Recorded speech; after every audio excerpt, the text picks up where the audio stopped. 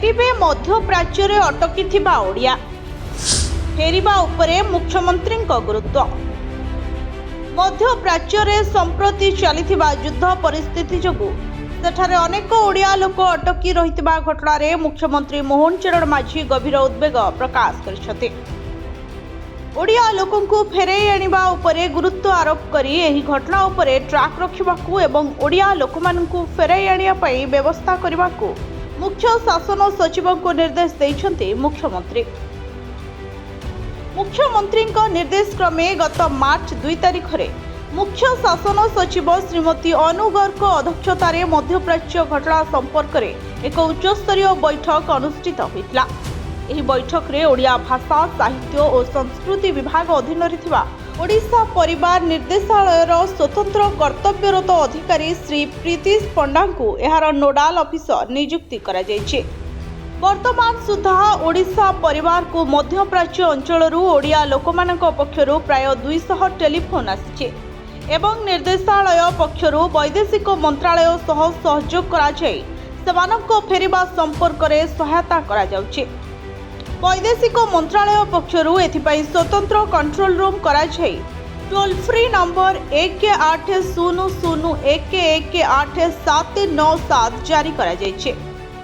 ओडिशा परिवार निर्देशालय पक्षरु Dubai Abu Dhabi और Bahrain ने थिबा ओडिया एसोसिएशन कर्मकर्ता सहित आलोचना करा जाय सेठाकार वास्तव परिस्थिति संपर्क में तथ्य संग्रह करा जाउछि।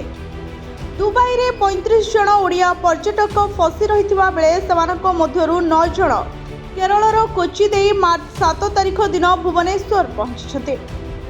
बाकी पर्यटक माने मुंबई देई एक स्वतंत्र एयर इंडिया एक्सप्रेस फ्लाइट जरिया रे 8 तारिख दिन भुवनेश्वर फेरिछन्ते। वैदेशिक व्यापार मंत्रालय पक्षरु मिलिथिबा सूचना अनुसार मध्यप्राच्यरु वर्तमान सुधा 65,000 भारतीय स्वतंत्र फ्लाइट जरिया रे निरापदारे भारत को फेरी आछन्ते। वैदेशिक मंत्रालय पक्षरु मध्यप्राच्यर विभिन्न देश पई निम्नलिखित मते जोगाजोग करबा पई टेलीफोन नंबर जारी करा जायछि।